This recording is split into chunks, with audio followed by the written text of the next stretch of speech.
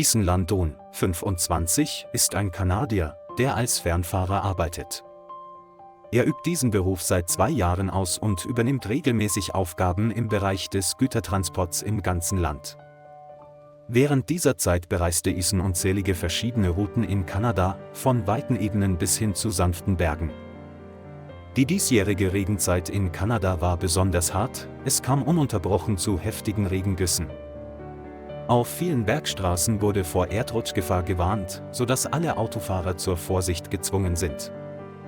Ethan befolgte aufgrund seiner gesammelten Erfahrung stets strikt die Warnungen des Unternehmens und der örtlichen Behörden. Heute Morgen machte er sich früh von der kleinen Stadt am Fuße der Coquihalla Mountains auf den Weg, um eine Lebensmittellieferung auszuliefern. Die Umgebung war aufgrund der dicken, dunklen Wolken und der auf das Autodach prasselnden Regentropfen etwas düster. Obwohl er sich auf das Fahren konzentrieren musste, vergaß Ethan dennoch nicht, auf die gefährlichen Klippen auf beiden Seiten der Straße zu achten. Die Szenerie ist sehr schön, birgt aber auch viele versteckte Gefahren, da jederzeit Steine herunterrollen können. Während Ethan langsam den steilen Pfad hinaufstieg, hörte er plötzlich im Radio eine Warnung vor einem möglichen Erdrutsch. Anstatt in Panik zu geraten, blieb er ruhig und verlangsamte sein Tempo, um die Sicherheit zu gewährleisten. Die Straße hinauf zu den Coquihalla-Klippen war bereits eng und kurvenreich und der Regen machte die Straße noch rutschiger als je zuvor. Er trat vorsichtig auf die Bremse und schlängelte sich durch die gewundenen Kurven. Plötzlich erschrak er, als er sah, wie 3 Rotfüchse direkt vor seinem Auto mitten auf die Straße stürmten. Ethan trat schnell auf die Bremse, der Lastwagen geriet auf der nassen Straße ins Schleudern. Seine schnelle Reaktion half ihm, das Auto rechtzeitig anzuhalten, nur wenige Meter von den Füchsen entfernt. Sein Herz hämmerte, seine Hände umklammerten das Lenkrad, seine Augen waren auf die 3 seltsamen Füchse gerichtet. Er hupte ständig und hoffte, dass die Füchse dadurch verscheucht würden. Doch die 3 Füchse blieben regungslos stehen und ließen sich durch das laute Pfeifen nicht aus der Ruhe bringen. Plötzlich hörte Ethan ein lautes Geräusch, als würde Donner von der Klippe herabbrechen. Von oben stürzte ein riesiger Fels und Erdblock herunter und blockierte die Straße nur wenige Meter vor dem Auto. Steine flogen durch die Luft und Schlamm quoll hervor, wodurch ein riesiges, unüberwindbares Hindernis entstand. Die unerwartete Szene schockierte und verängstigte Ethan. Er dachte bei sich, wenn die Füchse nicht aufgetaucht wären und das Auto blockiert hätten, wäre er in diesem Steinhaufen stecken geblieben. Ethans Hände umklammerten noch immer das Lenkrad, seine Beine zitterten von dem schrecklichen Schock, der ihn gerade ereilt hatte. Als Ethan erkannte, dass die kleinen Tiere ihm gerade das Leben gerettet hatten, schloss er die Augen und holte tief Luft, um sich zu beruhigen. Im Bruchteil einer Sekunde beschloss er, aus dem Auto auszusteigen, um die Lage zu überprüfen. Es regnete immer noch und bedeckte alles mit einem leichten Nebel. 3 Füchse standen in der Nähe und beobachteten ihn aufmerksam, rannten aber nicht weg. Ethan näherte sich langsam, seine Füße zögerten auf dem schlammigen Bürgersteig. Sein Gesicht zeigte sowohl Dankbarkeit als auch Neugier angesichts der seltsamen Taten der Füchse. Plötzlich wedelten alle 3 Füchse mit ihren Schwänzen und schienen sich zu freuen, ihn näher kommen zu sehen. Ohne Angst ließen sie sich von ihm sanft durch ihr nasses Fell streicheln. Diese Freundlichkeit erwärmte Ethans Herz und half ihm, die Wunder der Natur zu erkennen. Er hatte das Gefühl, dass ihm eine seltene Gelegenheit geboten wurde, Kontakt mit der Tierwelt aufzunehmen. Die Luft war still, nur das Geräusch des Regens und seines Atems und das leise Schnüffeln der Füchse waren zu hören. Plötzlich rannte ein Fuchs auf den Erdrutsch zu, offenbar neugierig auf den riesigen Steinhaufen. Ethan schrie und versuchte, den Fuchs aufzuhalten, aber es war zu spät. Das tiefe Grollen ging weiter, ein Erdklotz fiel von oben herab und traf genau dort ein, wo der Fuchs stand. In Panik eilte Ethan zum Tatort. Er sah den verletzten Fuchs auf den Trümmern liegen und vor Schmerzen stöhnen. Die Wunde war nicht allzu groß, aber der Fuchs sah sehr schwach aus und konnte sich nur schwer bewegen. Die beiden verbliebenen Füchse standen in sicherer Entfernung und gaben ängstliche Geräusche von sich. Ethan zögerte nicht, hob den verletzten Fuchs sofort hoch und umarmte ihn fest. Als er seinen zitternden Körper spürte, eilte er zu seinem Auto. Er vergaß nicht, den beiden anderen Füchsen ein Zeichen zu geben, sie zu beruhigen, und versprach, ihren Freund zur Behandlung zu bringen. Ethan saß im Cockpit, startete schnell den Wagen, drehte sich um und fuhr in die entgegengesetzte Richtung.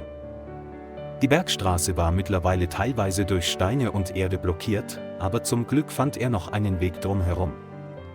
Trotz des Regens war er entschlossen, in die nächste Stadt zu eilen, um den Fuchs zu retten. Nach etwa 15 Minuten Fußmarsch sah er ein Schild, das zu der kleinen Stadt am Fuße des Berges führte. Die Tierklinik wird durch ein altes Holzschild mit einem Hundebild und der Aufschrift Tierklinik hervorgehoben. Ethan hielt das Auto an und trug den Fuchs vorsichtig hinein, wobei er die neugierigen Blicke einiger Leute ignorierte. Das Klinikpersonal sah, dass er dringend einen Fuchs festhielt, und informierte sofort den Tierarzt. Der Arzt untersuchte den Fuchs, reinigte ihn vom Schlamm und überprüfte das Ausmaß der Verletzung an seinem Bein. Nach etwa 30 Minuten gab der Arzt bekannt, dass es sich lediglich um einen leichten Kratzer und eine Verstauchung handele. Obwohl der Fuchs Schmerzen hatte, bestand keine Todesgefahr. Ethan war erleichtert und voller Freude, als er das hörte. Der Arzt verband den Fuchs und gab Anweisungen zur Pflege. Er sagte, die Genesung würde einige Tage dauern. Da Ethan seinen Retter nicht zurücklassen wollte, beschloss er, in der Stadt zu bleiben und sich darum zu kümmern. Er mietete ein Zimmer in einem kleinen Hotel in der Nähe der Tierklinik. Die Rezeptionistin war neugierig, als sie sah, dass er einen Fuchs mit einem bandagierten Bein trug.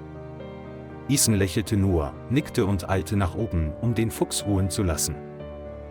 In dem einfachen Zimmer legte er ein weiches Handtuch hin, auf dem der Fuchs liegen konnte. Viele Male wachte der Fuchs auf und blickte Ethan mit intelligenten, dankbaren Augen an. Gelegentlich gab er dem Fuchs auch etwas Wasser und untersuchte seine Wunde gemäß den Anweisungen des Arztes. Die Zeit verging, der Regen prasselte noch immer vor dem Fenster und sorgte für eine ruhige Atmosphäre. Nachts stellte er mehrmals den Wecker und wachte alle paar Stunden auf, um nach dem Zustand des Fuchses zu sehen. Am zweiten Tag begann die Wunde zu trocknen und der Fuchs konnte sein Bein leicht strecken. Ethan machte voller Freude ein paar Fotos und hielt den entzückenden Moment mit diesem kleinen Wesen fest. Am dritten Tag untersuchte der Arzt die Wunde erneut und beschloss, den Verband zu entfernen, da sich alles gut verheilt hatte. Der Fuchs rannte in der Klinik herum und schien aufgeregt, als ihm die Verbände abgenommen wurden. In der Zwischenzeit erhält Ethan die Nachricht, dass der Klippenpfad von Coquihalla vorübergehend geräumt wurde. Der Großteil der Erde und Steine wurde von Bulldozern und einheimischen Arbeitern weggeräumt, sodass der Verkehr wieder fließen kann. Vor der Klinik stehend sprach Ethan mit dem Arzt und erhielt Dank dafür, dass er den Fuchs rechtzeitig gebracht hatte. Er nahm den Fuchs auf, stieg ins Auto und bereitete sich darauf vor, die Stadt zu verlassen. Sein Herz war voller Freude. Jetzt betrachtet er diesen Fuchs als einen besonderen Begleiter. Als wir zum Erdrutschabschnitt zurückkehrten, hielt Ethan das Auto an, stieg aus und hupte, als wolle er ein Zeichen geben. Nur wenige Sekunden später tauchten die beiden verbliebenen Füchse auf, versteckten sich hinter einem Felsen und rannten zum Straßenrand.